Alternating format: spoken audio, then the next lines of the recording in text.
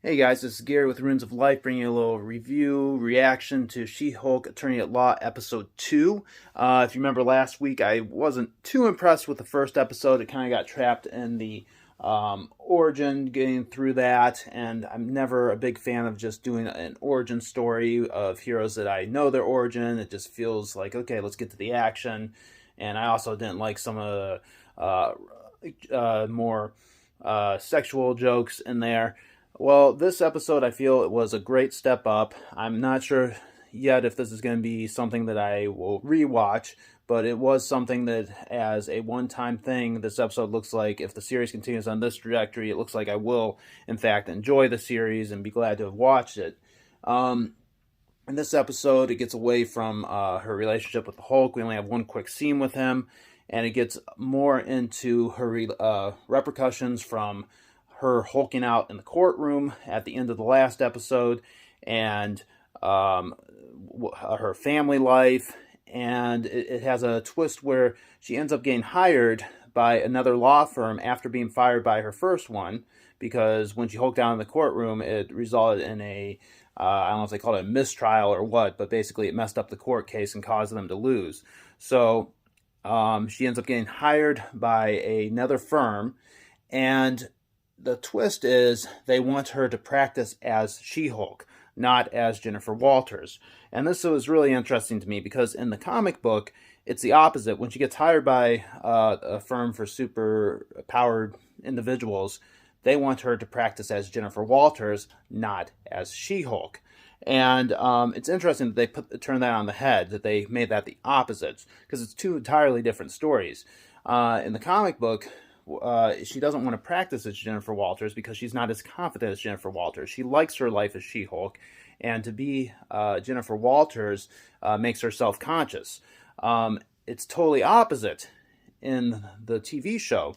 In this show, she doesn't want anything to really do with the Hulk. She reluctantly brings She-Hulk out, but she just wants to be Jennifer Walters. That's where she's most confident. So causing her to become She-Hulk is something she's reluctant to do. So it's sort of the opposite, right, of what the comic book was doing. It makes for a different story. Personally, I like the comic book a little bit better. I like the story of, okay, I'm this confident, 7 foot tall or however tall, strong woman, and then it gets everybody's attention, and now you want me to be regressing as someone who looks like everybody else. That makes me self-conscious, and I feel like that's a more intriguing story than what they're doing here. But that doesn't mean that this story is bad.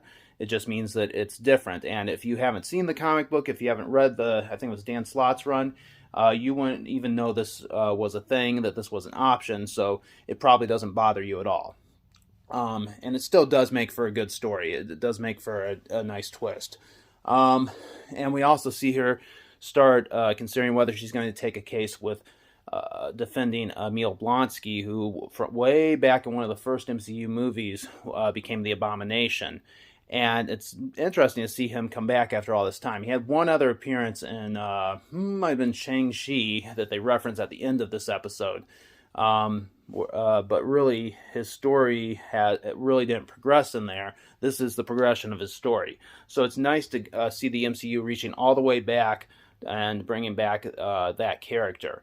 Overall, there's nothing that, whereas the first episode I had some complaints, I don't really have many complaints. It's just not really my thing so far. I do think they're on a good trajectory. I think if they lean into the law stuff a little bit more, which they seem to be doing, really anything that I complain about, the only thing I would say is that it did stop a little bit abruptly. I would have liked to see a longer episode. It was a complete story, but when you're used to 45 or so minute episodes, it felt like, oh, well, I guess that's it for today. So I would have liked to see it be a little bit longer. Maybe when all the episodes are together and you can binge it, you won't really notice that, though. But overall, it was a much more enjoyable experience this week. I'd still only give it like a 7.5, and that's my personal view of it. I think there's other people who would rate it much higher because the character will resonate with them more. Like I said, there's not many flaws. It's just not quite my thing yet. So it's definitely worth a try at this point, and it seems like the series is finding its legs. So there you go, 7.5 overall. Thank you for listening.